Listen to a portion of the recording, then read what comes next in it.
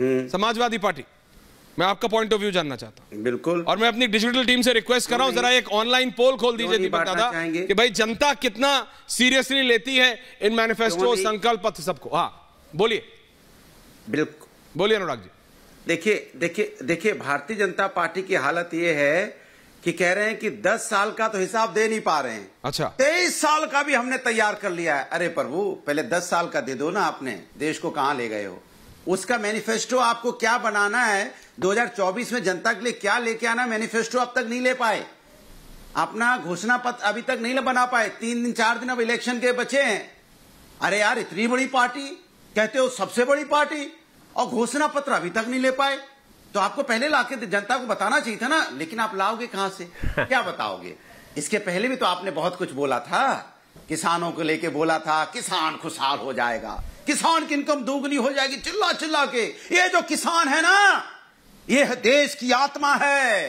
ये जो किसान है ना, ये देश की धड़कन है, ये अन्नदाता है। बाद में अन्नदाता बेचारा पैदल बैठ गया रोड पे, भैया हमें दे दो, हमारा हक दे दो मुझे। 1 साल तक बैठा रहा, ध्यान नहीं आया वो अन्नदाता का। तो कहां से लाओगे? ये जो हमारा युवा है ना, ये बेरोजगारी से जूझ रहा है। 70 साल से बेरोजगारी से जूझ रहा है। अब युवा कह रहा है हम तो बेरोजगारी से आत्महत्या कर रहे हैं, मजबूर हैं, हमको तो रोजगार मिला नहीं है। अगर सर्वे करके देख लो, ILO की रिपोर्ट आई है सर, 83% युवा देश में बेरोजगार है। अभी CSDC का डाटा आया है। दीपक दादा से रुका नहीं जा रहा है बोलने के लिए। तो कहते हैं 27% कह रहे हैं बेरोजगारी का, 23% कह रहे हैं महंगाई का। सुन लीजिए, मैं बहुत सीरियस, बोलिए मैं सीरियसली। 23% कह रहे हैं महंगाई का। तो आप इनका मुद्दा ही नहीं समझते। मैं महंगाई की बात करते, बहुत हुई महंगाई की बार। आज इस बार फलाने की सरकार, फलाने की नहीं, मोदी की सरकार, उसका महंगाई का मां तक नहीं बोल रहे कोई भाषण में। क्या डीजल पेट्रोल की हालत है? क्या दूध बिकता था 30, 35, 60 हो गया।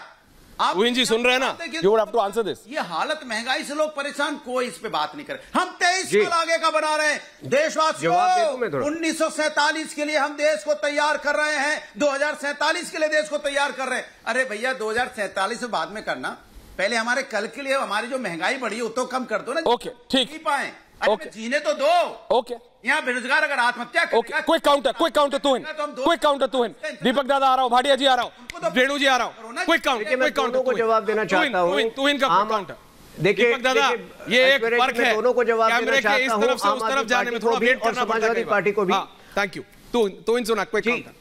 मैं जानता हूं आपको आदत दोनों को जल्दी से जवाब दे दूं, आम आदमी पार्टी को भी और समाजवादी पार्टी को भी। देखिए आज की तारीख में जो अरविंद केजरीवाल की गिरफ्तारी पर अब भी प्रश्न उठा रहा है, वो दिल्ली हाई कोर्ट की जो टिप्पणियां आई हैं उसकी अवमानना कर रहा है। पिछले हफ्ते दिल्ली हाई कोर्ट ने पूरी स्पष्टता के साथ ठहराया है कि ऐसे प्रमाण मिले हैं कि अरविंद केजरीवाल पूरी साजिश में शामिल हैं और ईडी के गिरफ्तारी को सही ठहराया गया है। यह भी कहा गया है कि टाइमिंग पर कोई गिरफ्तारी की टाइमिंग के प्रेरित होने का कोई प्रमाण नहीं है। इसलिए आप प्लीज जो है इस तरह से इंस्टीट्यूशंस को बदनाम करना बंद करें। आम आदमी पार्टी इस देश की सबसे बड़ी स्कैम है। अब मैं समाजवादी पार्टी को उत्तर दे दूं। देखिए समाजवादी पार्टी के लिए मैनिफेस्टो मात्र अनुराग जी बीच में नहीं, अनुराग जी समाजवादी पार्टी के लिए, मैं अपनी बात पूरी कर लो। बोलिए। देखिए समाजवादी पार्टी के लिए एक मैनिफेस्टो केवल घोटाले का आरोप लगाते थे यंत्र होता है। मैं इनको थोड़ा पीछे ले जाना चाहता हूँ। 2009 में इन्होंने अपने लोकसभा के मैनिफेस्टो में कहा था कि हम कंप्यूटर को बैन कर, आप ले जाके देखिए इन्हीं के मैनिफेस्टो में। लेकिन मैं आपको एक बात बता रहा हूँ, 2009 में इन्हीं के मैनिफेस्टो में लिखा गया पॉइंट टेकन, कंप्यूटर बैन कर देंगे। There are people who have not spoken. Okay point taken. लेकिन मैं जा रहा हूं, दीपक जी, राजेंद्र भाटिया, रेणु मित्तल, रत्नाकर त्रिपाठी। नहीं होल्ड ऑन जॉब्स में दीपक जी से शुरू कर रहा हूं। दीपक दादा, यूपीए 1 में 54% अनफुलफिल्ड था, 46% फुलफिल्ड था। यूपीए 2 में 36% सिर्फ अनफुलफिल्ड था। मनमोहन सिंह 2 में 64% फुलफिल्ड था।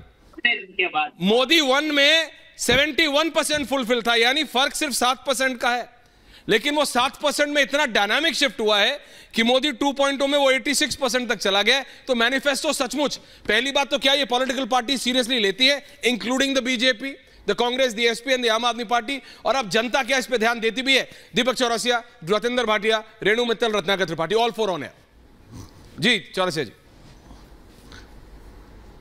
ऐश्वर्या, मैं यहाँ पर ये कहूँगा कि कोई ये सोचता है कि घोषणा पत्र को जनता सीरियसली नहीं लेती, तो शायद ये नेता इस घोषणा पत्र के पीछे या मैनिफेस्टो या अलग अलग जो नाम दिए जाते हैं, संकल्प पत्र या गारंटी, इसके पीछे इतनी मेहनत नहीं कर रही होती। हमारे यहाँ की डेमोक्रेसी बहुत वाइब्रेंट है, हमारे मतदाता बहुत समझदार है, वो बहुत अच्छी तरह जानते हैं और समय के साथ मैच्योर हो रहे हैं, तो हर का वादा परखते हैं, हर की चीज देखते हैं और ये देखते हैं कि अल्टीमेटली वादे से लेके डिलीवरी का मैकेनिज्म क्या है, उसके पीछे नीति क्या है, उसके पीछे नियत क्या है। यूपीए 2 में जो गड़बड़ थी वो ये थी कि नीति और नियत में एक बहुत बड़ा अंतर था, जो अंतर उनको एनडीए में कम से कम 1 में भी और 2 में भी कम होता दिखाई दिया। कितने पुराने वादे पूरे किए गए, धारा 370 की समाप्ति की बात हो, राम मंदिर की बात हो या फिर यूसीसी उत्तराखंड में ले आने की बात हो, तो जनता जरूर इन बातों का ध्यान रखती है, जरूर इन बातों का ख्याल रखती है और वो बहुत अच्छी तरह जानती है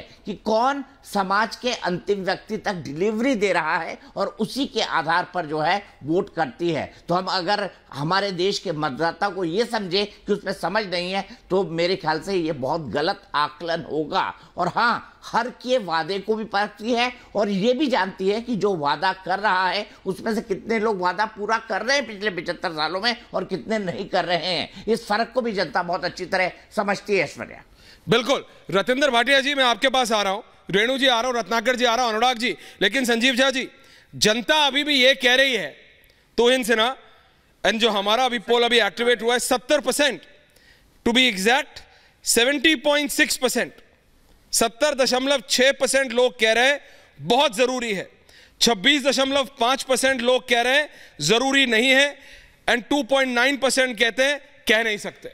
सो 3% आर ओके का डाटा है ये। हाँ जी, ये आया है। अरे अभी जब शो शुरू हुआ है तो 28,000 लोगों ने पिछले 22 मिनट में वोट किया है। हाँ, समझो मेरी बात अनुराग भदौरिया, सवाल आपसे नहीं है, सवाल रतेंद्र भाटिया से है।